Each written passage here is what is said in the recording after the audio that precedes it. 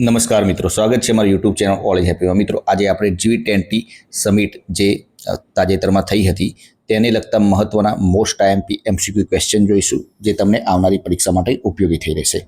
તો મિત્રો, શરૂઆત કરીએ ફર્સ્ટ નંબરના ક્વેશ્ચનથી। G20નું પૂરું નામ શું છે મિત્રો? તો G20નું પૂરું નામ છે ગ્રુપ ઓફ 20। બી ઓપ્શન સાચો જવાબ રહેશે। ગ્રુપ ઓફ 20 એ G20નું પૂરું નામ છે। G20 સમૂહની સ્થાપના કયા વર્ષે કરવામાં આવી હતી મિત્રો? તો G20 જે સમૂહ બનાવવામાં આવ્યું હતું તેની સ્થાપના મિત્રો 1999માં કરવામાં આવી હતી। નેક્સ્ટ ક્વેશ્ચન, G20 શિખર સંમેલન 2025નું આયોજન કયા દેશે કર્યું? આજે તાજેતરમાં 2025માં G20 શિખર સંમેલન યોજાયું, તેનું આયોજન કયા દેશ દ્વારા કરવામાં આવ્યું હતું? સાચો જવાબ રહેશે મિત્રો દક્ષિણ આફ્રિકા દ્વારા કરવામાં આવ્યું હતું। એટલે તાજેતરમાં નરેન્દ્રભાઈ મોદી દક્ષિણ આફ્રિકા ગયા હતા।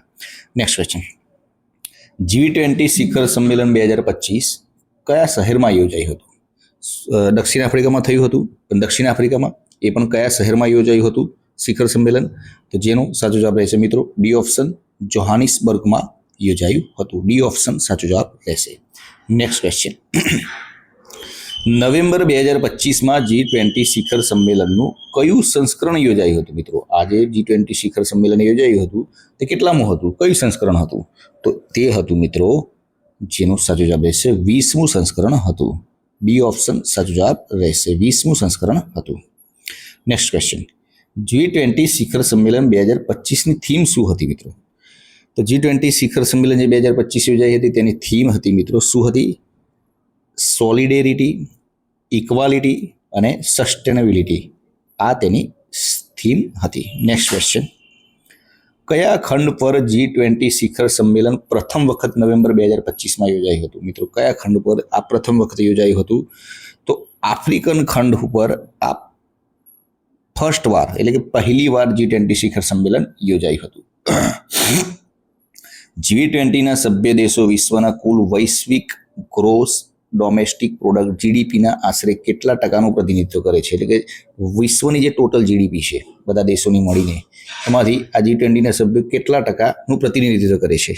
તો જેનો સાચો જવાબ રહેશે મિત્રો 85%। સી ઓપ્શન સાચો જવાબ રહેશે। નેક્સ્ટ ક્વેશ્ચન, કયા દેશની અધ્યક્ષતા હેઠળ આફ્રિકન યુનિયનને G20નું કાયમી સભ્ય બનાવવામાં આવ્યું? કયા દેશની અધ્યક્ષતા હેઠળ? તો જેનો સાચો જવાબ રહેશે મિત્રો ભારત દેશની અધ્યક્ષતા હેઠળ 2023માં આફ્રિકન યુનિયનને G20નું કાયમી સભ્ય બનાવવામાં આવ્યું હતું। G20માં કુલ કેટલા સભ્યો છે? તો મિત્રો 19 દેશો અને પ્રાદેશિક સંઘો સહિત G20માં કુલ કેટલા સભ્યો છે? તો જેનો સાચો જવાબ રહેશે મિત્રો 21 સભ્યો છે। સી ઓપ્શન સાચો જવાબ રહેશે। નેક્સ્ટ ક્વેશ્ચન, G20 ટ્રોયકા કોને કહેવામાં આવે છે? હા, G20 ટ્રાયકા કોને કહેવામાં આવે છે?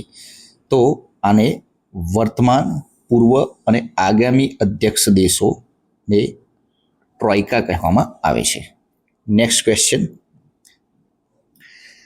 2025 માટે G20 ટ્રોયકામાં કયા દેશોનો સમાવેશ થાય છે? 2025 માટે G20 ટ્રોયકામાં કયા દેશોનો સમાવેશ થાય છે? તો એ પ્રશ્નનો સાચો જવાબ રહેશે મિત્રો, જેમાં બ્રાઝિલ, દક્ષિણ આફ્રિકા અને યુનાઇટેડ સ્ટેટ્સ આ દેશોનો સમાવેશ થાય છે। અને આ મિત્રો ડિસ્ક્રિપ્શનમાં ટેલિગ્રામ ચેનલ લિંક આપેલી છે, ટેલિગ્રામ ચેનલમાં જોડાઈ જજો। 24 કલાકની અંદર દરેક વિડીયોની PDF ત્યાં મૂકી દેવામાં આવે છે। G20 સભ્ય દેશો વિશ્વની વસ્તીના આશરે કેટલા ભાગનું પ્રતિનિધિત્વ કરે છે? વિશ્વની વસ્તીના આશરે કેટલા ભાગનું પ્રતિનિધિત્વ કરે છે? તો 2/3 ભાગનું પ્રતિનિધિત્વ કરે છે। સી ઓપ્શન સાચો જવાબ રહેશે। નેક્સ્ટ ક્વેશ્ચન, 2026માં G20 શિખર સંમેલનનું આયોજન કયો દેશ કરશે? હવે નેક્સ્ટ 2026માં કયો દેશ તેનું આયોજન કરવાનું છે મિત્રો?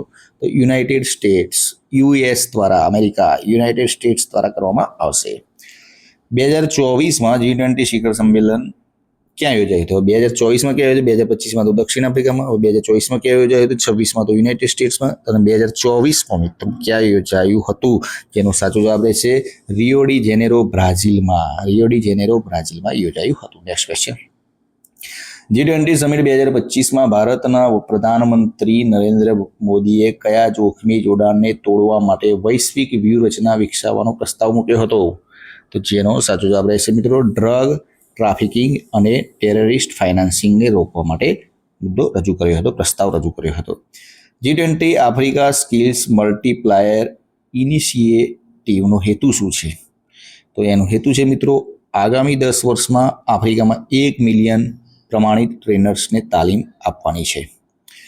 G20 સમૂહનું મુખ્યાલય ક્યાં આવેલું છે? હા, ઇમ્પોર્ટન્ટ ક્વેશ્ચન છે કે G20 સમૂહનું મુખ્યાલય ક્યાં આવેલું છે?